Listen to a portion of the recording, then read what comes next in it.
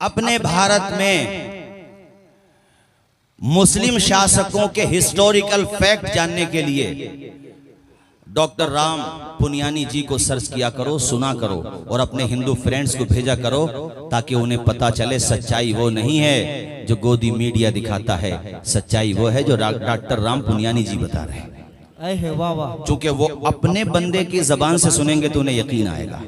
और इस्लाम के हवाले से मैं किसी और कंट्री के इंटेलेक्चुअल का भी हवाला दे सकता था, मगर मैं भारत, चूंकि हम भारत में रहते हैं और इस्लाम के बारे में, इस्लाम की जो छवि दागदार कर रहे हैं लोग, उनकी गलतफहमी दूर करने के लिए स्वामी लक्ष्मी जी को सर्च किया करो, सुना करो उन्हें और अपने हिंदू फ्रेंड्स को भेजा करो। ये भी दावत व तबलीग का एक तरीका होता है। एक दूसरे को सॉन्ग शेयर मत करो, गुनाहों को शेयर मत करो यार।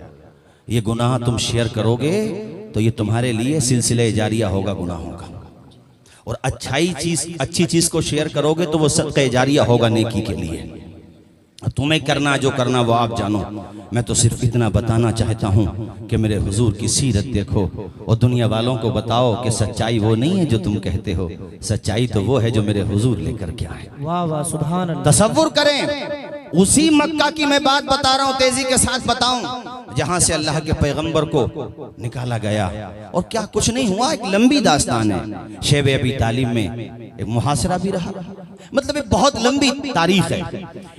लेकिन जब आका ने फतह किया मक्का शरीफ को, हजरत तशरीफ ला रहे हैं, हुजूर जब मक्का शरीफ में दाखिल हो रहे थे तो मेरे आका इस तरह सफर कर रहे थे कि आप तसव्वुर भी नहीं, यानी आपका मामा ऊंटनी के कोहान पे लग जाता था। इतनी तवाज़ो इनकिसारी के साथ, जबकि दुनिया का इतिहास ये रहा जो आज तक है कि कोई किसी दूसरी कंट्री को, किसी दूसरे शहर को फतह कर ले तो बताओ वहां कौन सा नंगा नाच नहीं होता है, क्या कुछ नहीं होता है। मगर मेरे आका ने बताया, देखो दुनिया वालों, अगर किसी शहर को फतह करो तो फिर वो तरीका अपनाओ जो मोहम्मद अरबी अपना रहे।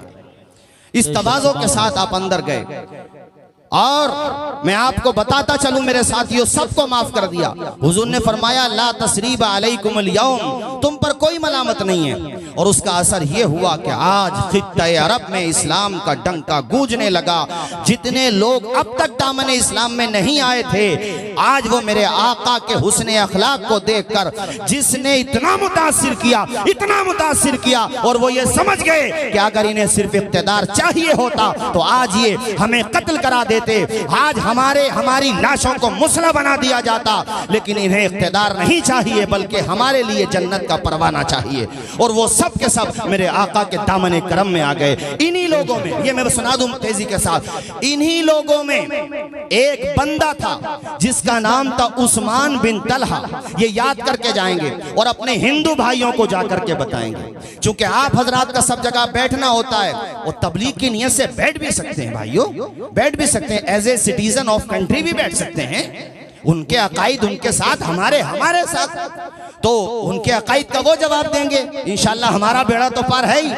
बैठो तो बताना उनको कि आज देखो 4 करोड़ आबादी का मुल्क है यूक्रेन, उसके ऊपर रशिया ने शिकंजा कसा और नेटो ने कैसा बेवकूफ बना दिया। और जैसा नेटो ने बेवकूफ बनाया है, ऐसा ही कल भी बेवकूफ बनाया गया है। हमारी कौम के अलावा उनकी कौम के लोगों ने उन्हें ऐसा ही बेवकूफ बनाया जैसा नेटो ने यूक्रेन को बेवकूफ बनाया मेरे साथी। लेकिन हम खौफजदा होने वाले लोग नहीं हैं। हमें मिटाने की हसरत बड़ी मुश्किल से निकलेगी, कलेजा चीर देगी जो दुआ दिल से निकलेगी। बेशक बेशक, सुभान अल्लाह, सुभान अल्लाह। उस्मान बिन तलहा, मौलाना अबरार साहब, वो भी लाइन में खड़े थे। आज वो थोड़ा डर रहे थे, मगर दिल कह रहा था, उस्मान तू डर नहीं, वो रहमतुल्लिल आलमीन है, तुझे भी माफ कर देंगे। बेशक बेशक, सुभान। मैटर ये था कि हुजूर जब हिजरत करने वाले थे, हिजरत के आखिरी यानी चंद दिनों में हिजरत होने वाली थी, तो हुजूर अपने सहाबा के साथ उस्मान बिन तलहा के पास गए। वो कैसा दौर था, इससे एक हौसला मिलता मेरे साथियों। परेशानी देख के घबराया ना करो यार, अहले हक पे तो परेशानियां आती ही हैं, घबराते क्यों? चैलेंज जिसको फेस करना चाहिए, परेशानियों का हमें जवाब देना चाहिए, संवैधानिक तौर पे उसका हल निकालना चाहिए। घबराना मसले का हल नहीं होता है, डरना मसले का हल नहीं होता है। मैं यहां वाकया सुनाने से पहले 3 बातें कहना चाहता हूं। अब अल्लाह करे मेरी बात ये सब जगह पहुंचे। प्राइवेट लोग जब अपने इंटर कॉलेज बना सकते हैं, डिग्री कॉलेज भी बना सकते हैं, प्राइवेट, वो किसी पॉलिटिकल पार्टी का हिस्सा नहीं है, तो जब वो ये काम कर सकते हैं तो हमारे लीडर्स सबके लिए मैं कह रहा हूं, हार जीत तो आपकी किस्मत का हिस्सा था। जब आप इलेक्शन में करोड़ों रुपया उठा सकते हैं तो 1-1.5 करोड़ रुपया उठा करके इंटर कॉलेज क्यों नहीं बना सकते हैं यार आप? बेशक बेशक। इलेक्शन में जीत जाते तो 5 साल तक नाम रोशन होता, लेकिन गरीब बच्चों के लिए अगर अच्छी और यानी कम फीस में अगर बच्चों के पढ़ाने के लिए तालीमी इदारे बना करके जाओगे तो फिर इलेक्शन में जीतो या ना जीतो हमेशा के लिए जरूर जीत जाओगे इंशाअल्लाह। ये गरीब बच्चे याद रखेंगे कि चौधरी सराय का ये जो इंटर कॉलेज गरीब बच्चों के लिए कम फीस में खोला गया, ये फुला साहब ने बनाया था। अगरचे वो इलेक्शन नहीं जीते थे मगर वो दिलों को जरूर जीत गए थे। बेशक बेशक। इसी तरह से जो इलेक्शन जीत जाते उनसे भी बड़े अदब के साथ, अब तक जो हुआ हुआ, what is gone is gone, उसे छोड़ो, लेकिन अब जरूरी है कि अपनी नस्लों के हाथ में कलम दो। अगर तुम भी अपनी नस्लों के बारे में नहीं सोचोगे तो लखनऊ से सीएम साहब और दिल्ली से पीएम साहब तुम्हारे बच्चों के हाथ में कलम देने के लिए नहीं आएंगे। तुम्हें अपनी जनरेशन को तालीम याफ्ता बनाना ही पड़ेगा। बेशक बेशक। अरे ये उलमा तो उलमा ही बनाएंगे ना यार। मदरसा अजमलुल उलूम हो, खैरुल उलूम हो, जमीनुल उलूम हो, हमारा फैजुल उलूम हो, या आपका रज़ाए हसनैन हो, मखदूमिया दारुल उलूम हो, जितने भी इदारे हैं इनकी मेहनतें देखा करो। एक दूसरे का मुंह देखते गालियां सुनते न जाने क्या लोग कह देते हैं, चंदे कर करके बेचारे दर बदर की ठोकरें खा करके हुजूर की विरासत को दूसरों तक पहुंचा रहे हैं। क्या करें ये बताओ? ये तो जो कर रहे हैं कब्जे से ज्यादा कर रहे हैं। बाकी लोगों से भी सवाल करो कि अल्लाह ने तुम्हें करोड़पति बनाया, क्या तुमने कॉलेज भी बच्चों के लिए बनाया कि नहीं बनाया? जी बेशक, क्या बात है, हक है। संभल वालों ने तुम्हें कई मर्तबा मौका दिया, इस मर्तबा भी दिया। अब तक जो हुआ हुआ, कुछ खूबियां भी हैं बिलाशुबा, लेकिन अब आपकी जिम्मेदारी है कि चौधरी सराय में भी गरीब बच्चों के लिए फीस हो। मैं फीस को मना नहीं कर रहा हूं, फीस हो, लेकिन इतनी फीस हो कि रक्षा पोलर का बच्चा भी शान के साथ अपने हाथ में कलम पकड़ सके। इसी तरह से मैं इंटर कॉलेज की बात कर, मेरे दोस्त हैं रहमानी दीन नगरपुर में, उनके साले साहब इमरान हबीबी यूरोप में गए, वो माशाल्लाह डिग्रियां हासिल की, और हजरत उन्होंने डिग्री कॉलेज बनाया, कुनरकी में डिग्री कॉलेज बनाया माशाल्लाह। वो बना सकते हैं। और मैंने वहां पर भी कहा था, और माशाल्लाह वहां पर हमारे बर्क साहब के बेटे भी थे, हाजी रिजवान भी थे, हाफिज वारिस भी थे, तीनों से कहा। और यहां पर भी मैं सबसे कह रहा हूं, मेरे लिए मैं सबकी इज्जत करता हूं, वो हमारी करते हैं, मतलब हमसे मतलब हमारे उलमा की करते हैं। इसलिए कहता हूं हौसला ना हारो। जिन्हें कामयाबी मिली है वो अब ये सोचें जो हुआ हो गया, लेकिन हम अपने बच्चों का फ्यूचर रोशन करेंगे।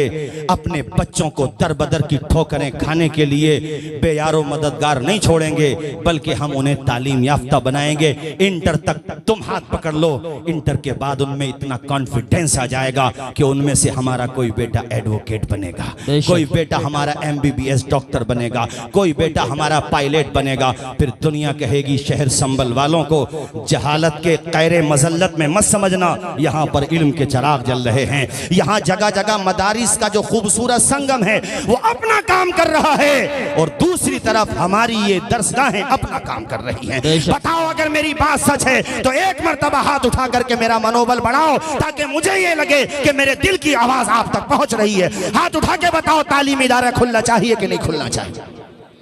खुलने चाहिए। बेशक। दर्द, ये दर्द दिल है बस एक आपके साथ, इसके अलावा कुछ नहीं है मेरे साथी। आपको सोचना पड़ेगा, अपने बच्चों के लिए पढ़ाना पड़ेगा यार। और जो हमारे मिडिल क्लास के भाई बैठे हुए हैं या बहुत ज्यादा पुअर फैमिली से बिलोंग करते हैं, मायूस हो के ना जाएं यहां से वो। बल्कि हमने एक जुमला कहा था बहुत पहले, कश्तियां जब लहरों से टकराती हैं तो समझ साहिल तक पहुंच ही जाती हैं। बेशक सुभान अल्लाह। दाना जब खाक में मिलता है और अपनी हस्ती फना करता है तो गुलजार बनी जाता है। जंग आलूद लोहा जब लोहार की भट्टी में उसको रिपेयर किया जाता है तो वो भी कुंदन बन ही जाता है। मिटा दे अपनी हस्ती को अगर कुछ मर्तबा चाहे कि दाना खाक में मिलकर गुले गुलजार बनता है।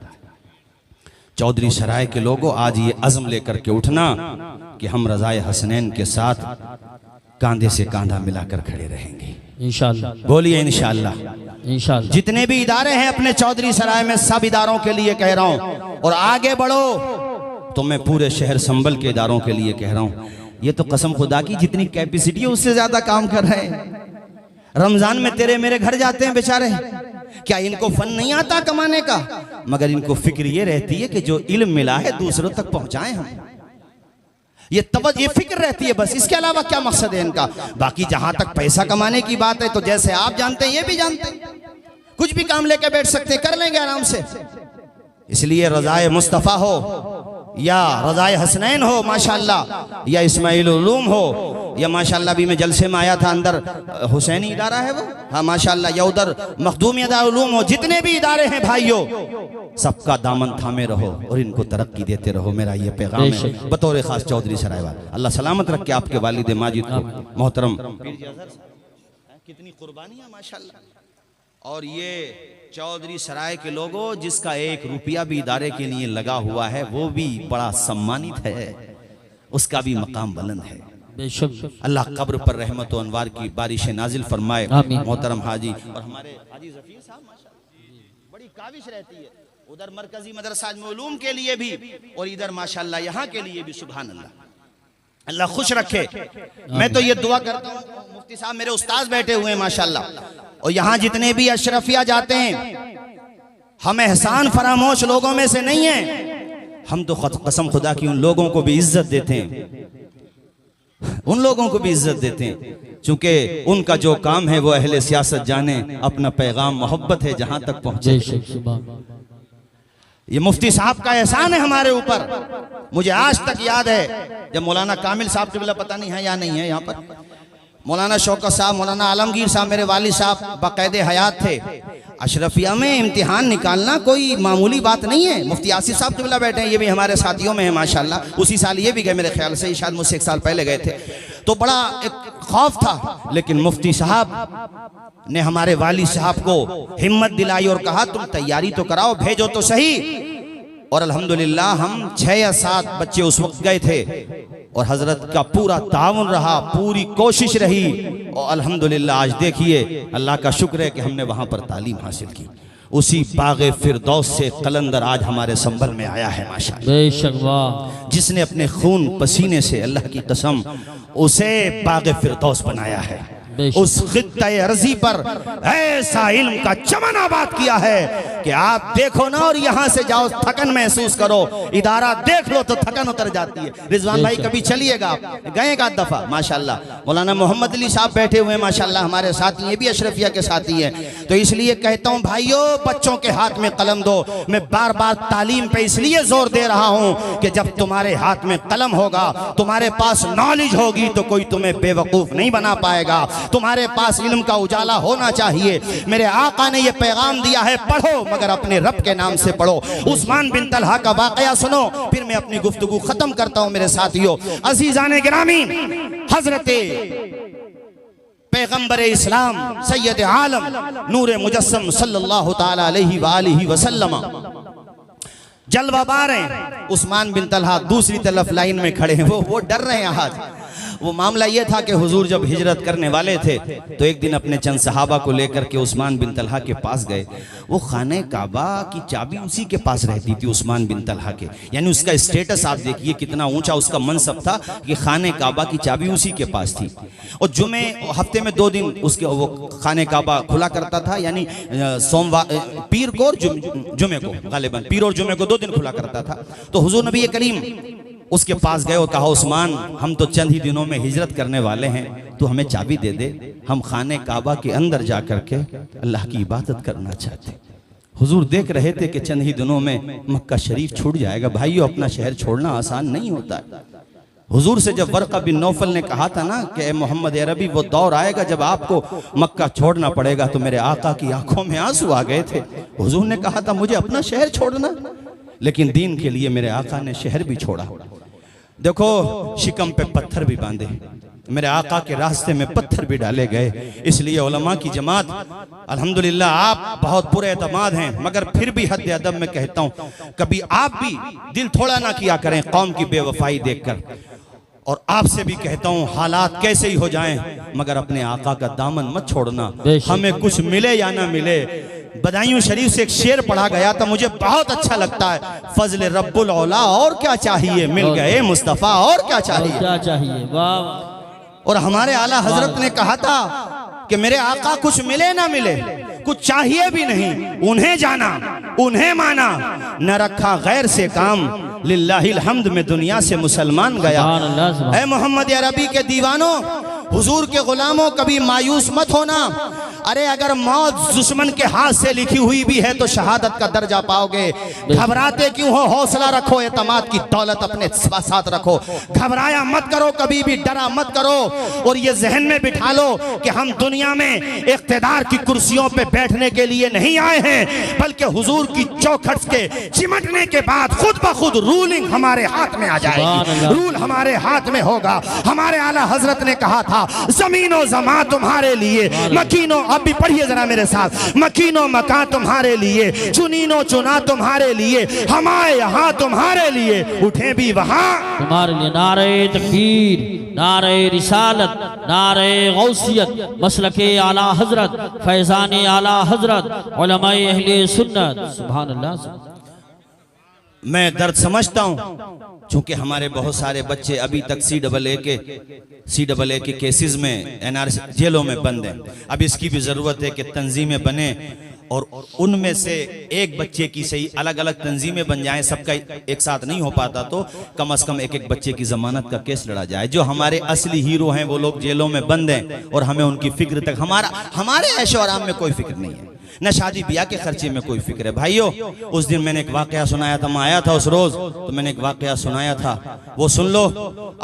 हजरत अम्मार इब्ने ज़ियाद, जंग में तीर लगा, सीने, हुजूर का इश्क पैदा करो, मैं ये कहना चाहता हूँ, सीने में तीर लगा तो वो गिर गए, चूंकि वो दिल में पेवस्त हो गया था, जमीन पे गिरे तो इतने चोट, यानी इतना गंभीर चोट लगी थी, ऐसी सिचुएशन हो गई कि उनसे खड़ा नहीं हो जा रहा था, फिर बैठा भी नहीं गया, वो लेट गए। उनको लगा कि अब चंद ही लम्हों का मैं मेहमान हूँ, नब्ज़ हस्ती खामोश होने वाली है और दिल की धड़कनें जवाब देने वाली हैं। तो चारों तरफ निगाहों का परिंदा दौड़ाया और ऐसे वक्त में उन्होंने ना तो अपने माँ की तरफ माँ को तलाश किया, ना बाप को तलाश किया, किसी को भी तलाश नहीं किया। उनकी आंखें अगर तलाश कर रही थीं तो मेरे आका का जलवा तलाश कर।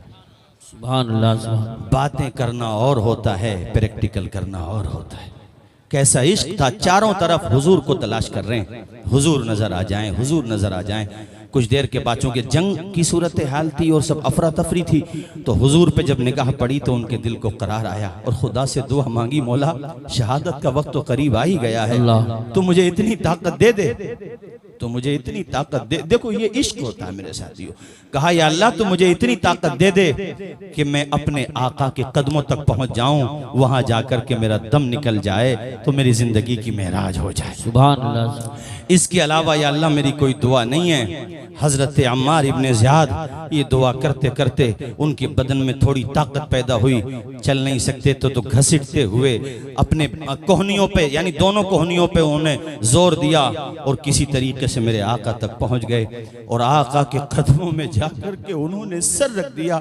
ये कैसे लोग थे साथियों, इन्हीं लोगों ने तो इस्लाम की फसल को गुलिस्तान बनाया है, हम लोग तो उसे बचा भी नहीं पा रहे हैं, इजाफा क्या कर पाएंगे, उसको बचा भी नहीं पा रहे। मस्जिदें वीरान करके तुम लोग कहते हो सत्ता परिवर्तन कैसे होगा, शराब का जाम पी करके तुम कहते हो हालात कैसे बदलेंगे। मुझे शिकायतें मिली हैं, सट्टे भी खेले जा रहे हैं, सट्टे भी खेले जा रहे हैं, बेटियां घर में जवान बैठी हुई हैं, लेकिन मेरा नौजवान दोस्त अपने यारों के साथ मोटरसाइकिलों पर बैठ करके मटर गश्ती कर रहा, सट्टे खेल रहा, शराब पी रहा। अरे नादानों, कैसे हालात बदलेंगे तुम्हारे।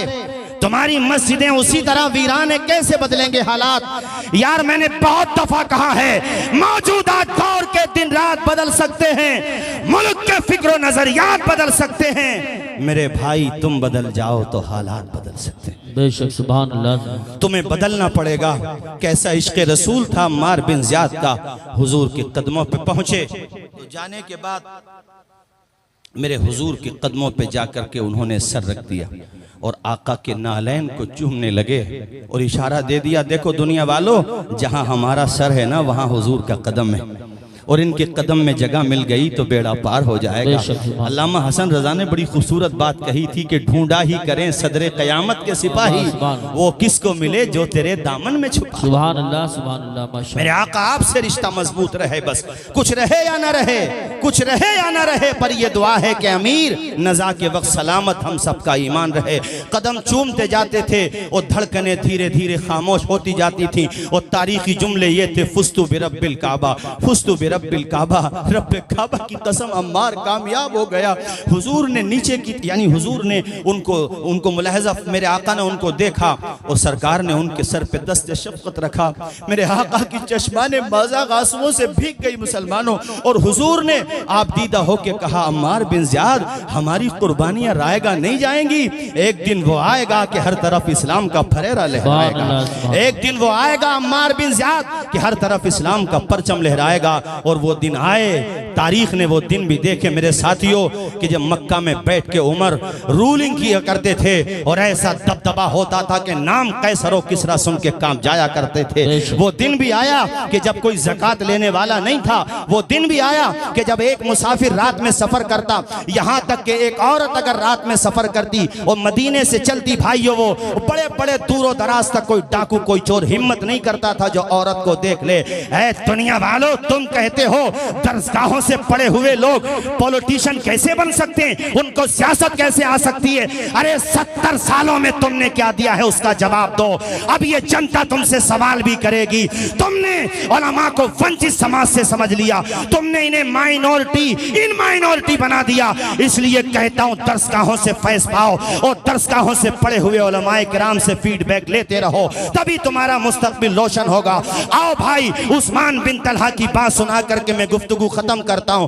उस्मान बिन तलहा भी लाइन में खड़े हुए थे। उस्मान बिन तलहा से हुजूर ने कहा था कि अल्लाह मुझे चाबी दे दे, उस्मान में आखिरी मर्तबा खाने काबा के अंदर जाके वो रब की इबादत करना चाहता हूं। तो उस्मान बिन तलहा ने मजाक उड़ाया था। ये अच्छा, ये जो रिवायत है खुद उस्मान बिन तलहा से मरवी है। वो रोते हुए कहते हैं वो दौर था जब हम दौरे जाहिलियत में थे, हमसे आका ने जब वो चाबी मांगी तो हमने मजाक उड़ाया। उन्होंने कहा था, ए अम्मार तू मेरा उस्मान बिन तलहा तू मेरा मजाक उड़ा रहा है, लेकिन सुन, मैं वो दिन देख रहा हूं जब ये चाबी खाने काबा की मेरे हाथ में होगी। और सुन उस्मान, मोहम्मद जिसे चाहेगा खाने काबा की चाबी देगा।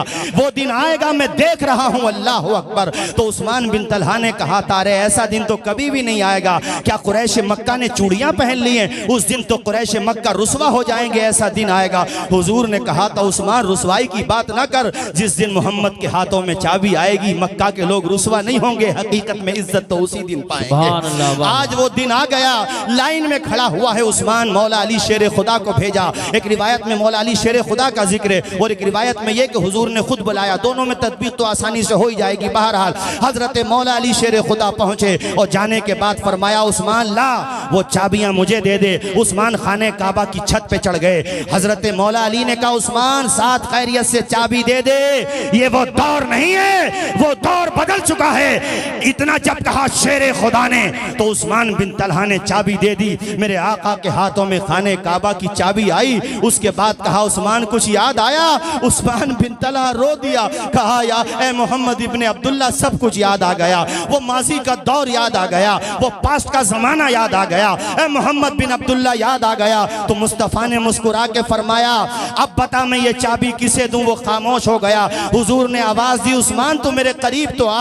उस्मान करीब आया तो दिल में कहीं ना कहीं ये वसवसा था, न जाने कौन सी सजा मिलेगी। मेरे हुजूर ने फरमाया उस्मान देख, वो तेरा किरदार था कि तूने मुझे चाबी नहीं दी थी, ये मेरा किरदार है कि आज मोहम्मद तुझे खाने काबा का मुतवल्ली बना रहा है। और सुन, आज के बाद ये चाबी तुझसे कोई छीन नहीं पाएगा, ये चाबी तेरे पास और तेरी नस्ल के पास रहेगी। अल्लामा पीर करम शाह ज़री ने ज़ियाउन नबी में लिखा है, तब से लेकर आज तक वो खाने काबा की चाबी उस्मान बिन तलहा की नस्ल ही के पास है।